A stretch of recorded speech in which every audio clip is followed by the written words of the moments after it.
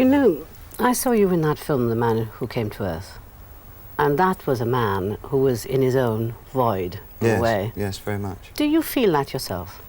Thematically, I've always dealt with isolation in everything I've written, I think. So it's something that triggers me off. It always makes me interested in a new project if it has anything to do with alienation or isolation. Do you feel isolated, though? Not really, but I can quite imagine how it must feel to be isolated. So I have often put myself in circumstances and in positions where I am isolated, just so that I can write about it.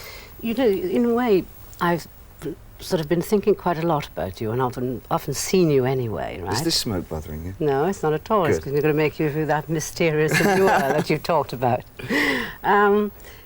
I think that it's not at all mystifying why you change your appearance as often as you do, to my view, by the way, because I think you've used yourself as a canvas. Yes, very much so.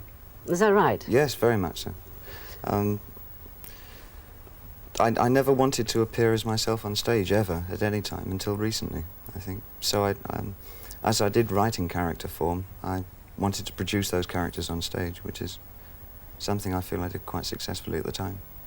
That was simply an exercise of projecting something else. Like you say, for instance, you would be presenting a picture to Well, the I wanted to use rock and roll in some way or other, and I got tired of the sort of the lie of the rock performer is exactly the same on stage as he is off stage, which in most cases isn't true at all. But so I thought, well, take it a stage further and completely separate the personalities, the person behind it all who's writing it and creating it, and the one up front that does the interviews and does the shows, and so I created the characters and put them on stage, and then I would take them further and put them into interviews, and I would only do interviews as the character. Were you hiding yourself from us? Partly, but I was enjoying it very much. I mean, I like the idea of taking it to that sort of surreal stage. Is that sort of, again, to carry on with it, right? Because you went to art school before you did anything else, didn't you? Yes. Yes? As we all did. Everybody in rock and roll went to art school. Right. And you paint now? Yes. But your paintings you're not willing to let us see yet? No, I've been offered 2 or 3 showings, but I've accepted 2 of them, and then I broke my word and said I wouldn't show them. I haven't yet backed up the courage. Why not? What do you fear? Well, I know I'm a good writer. I'm not sure about putting my paintings in. They're very personal to me as well. They're all portraits, and they're all portraits of people in isolation. Most of the paintings are Germans or Turks who live in Berlin, and they're either from East Berlin and who are now living in West Berlin and knowing their families are on the other side of the war. And so I try to capture a lot of that kind of isolation. And I put a lot of myself into the paintings as well. They're very much part of me. If you're interested in isolation, is it because you think that a person in an isolated state feels greater emotions than they do when they're surrounded by people and things? I think if he is in isolation, instead of receiving the whole world as his home, he tends to create a micro world inside himself. And it's that peculiar part of the human mind that fascinates me about the small universes that can be created inside the mind. Some of them fairly schizophrenic and quite off the wall. Does that mean you have to separate yourself quite a lot from, say, falling in love and getting very involved with a person? Oh no, I think I think quite the reverse. For me, I do fall in love quite quickly. Once upon a time, I used to fall in love quite a lot. But no, I think love was very important for my writing. But love, falling in love, is different from then going on to love that person. Yes, it is. Yes. And once you love somebody a lot, it means that you've got to share your life with them. That's what I No, I don't think so. I think you can love somebody from afar. But if you then decided not to love them from afar, is what I mean, you as an artist would have to give up quite a lot of your time to them. Yes, and I can't do that. That's what I was wondering, whether you do that. No, love can't get quite in my way because I feel I shelter myself from it incredibly. What are you sheltering yourself again? I mean, sorry, From I'm losing that other eye. Right. No, because you lost that's partially that eye. Yeah, yeah. Over a fight. Yes. What Over was- a fight. Yeah, Within a fight. In a fight. And what was the fight about? Over this eye. No, it was... No, it wasn't. He wanted it and I wanted it, but I kept it. Well, that was over, I can't remember it very well. It was over a girl. I can't remember her name. Was it your first love then, David Bowie?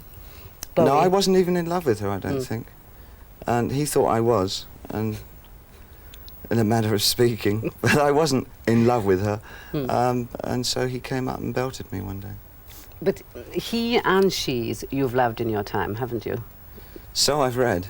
Well, I've only heard too, but it was you've been asked the question whether you're bisexual or not. Too many times. Yes, and you've never quite answered it. Oh, I have. I said I was bisexual, that's enough. Mm. Mm. Does that mean, though, that you really are, or does that mean that you're keeping some kind I've of... answered the question. Right, okay. Right. Can I ask you another question about yourself in isolation, partly? When you're now living in Japan, aren't you? I've just come back from Japan. Mm. I don't know where I'm going to next. Mm. When you're living in a place, is that because you, again, want to be isolated Yes. in a foreign place? Yes, now, at Yeah. the moment. It wasn't a couple of years ago. I wanted to put myself in dangerous situations, which I did. Put myself in any situation which I feel I can't cope with. Dangerous situations, Yeah. such as what? Can you explain that? Areas where I have to be in sort of social contact with people, which I'm not very good at doing. I put don't quite know myself what in- you mean in- now. Well, I went to Los Angeles and I lived there for a couple of years, which Mm. is a city I really detest. Yeah. So I went to live there among people that I didn't like very much to see what would happen to my writing. And then did you find you did detest the place? Oh, quite twice as much as when I went there. Well, what did you think you were going to detest about it before you got there? And Everything it then found represented. Such as what? I mean, do you dislike America? No, I like the plains of America. I like New Mexico very much, and the Rio de Grande and around that area. Mm. But I don't like American cities too much. I like the real cities like Chicago and Detroit. Mm. I can't quite see what the difference between Los Angeles Well, would it's be sort of a and- callus. It's Right.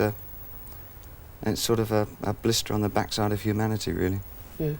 Whereas Detroit has real people energetically trying to survive, but in Los Angeles it's fabrication. Mm. In real life, where I deal with fabrication in public, but my real life is not at all fabricated. Mm. You know, you said you do want to be in situations which you're frightened of, right? Yes. But how easy is it for you to mix, generally speaking, with people? Because surely you're so famous that people would recognize you straight away, and therefore... No, they don't at all. Really? No, I have no problem with that, really. Mm. But then perhaps is that because you do go deliberately to a new place? Yes. Yes. That's why I went to Berlin when I left America. Mm. I wanted to have another kind of friction, and so I went to Berlin, and I found the friction I wanted. What was that? People living under the impression that everything might collapse very quickly, and people are very serious there and don't care too much for flippancy. Mm. It's a very tight life there, surrounded by a wall with machine guns, which is ever coming in on you. Mm. The more you live there, the longer you live there, the more it comes in. And the wall, by the end, feels as though it's right around the apartment or house that you're staying in. Mm. When you lived in Germany, did you get involved with people there? I mean, writers and artists? Yes, some of the new wave bands and some of the serious writers there. I quite enjoy them very much.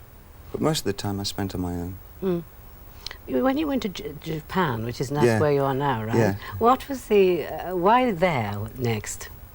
Well, when I first started trying to bring pantomime into rock and roll, my other influence at the time, apart from German expressionism, was kabuki theatre. So and from kabuki I then got interested in the cultural, religious aspects of Japan. What do you find? And the balance between the heritage of Japan and the modern world that they have and how they balance it, which is very precarious to say the least. There's a friction there as well. When you go to a place, I'm not a very good traveller myself. I resist it because if I can't speak the language, I don't feel I'm going to be able to communicate and so forth, and it sort of frightens me. When you go, what's the kind of first thing you get to know about a place in order to make you start to feel a little as if you belong to it? Cafes and bars, I think, and where to buy food. Yeah, right. You paint, and what painter do you think has influenced you? Eric Heckel. You've described yourself as a writer. Yes. What writers have influenced you? William Burroughs. William Burroughs, is he the only? I might change my mind tomorrow, but Yes. if you're asking me immediately, those are the first things that come to mind. Yes. And as a child, who do you think Who influenced me? you? Donald Duck. Was he your favourite character then, was he? I loathed him. He made me learn how to hate. You know, that's very odd. I've always hated Donald Duck. He sends me quite crackers when I hear him. It's very unlikable. Did you dislike Mickey Mouse as much? Yes. Did you like any of the traditional people that you were supposed to like? Like, did you like Winnie the Pooh? No. No. Rupert Bear? No. No, I didn't. Did you have a teddy bear? No, I didn't. I don't think... I can't remember having anything like that at all. No, I never liked children's things very much. I always liked paintings from a very early age. Thank you very, very much indeed for talking to me. It's a pleasure. I thoroughly enjoyed it. Good.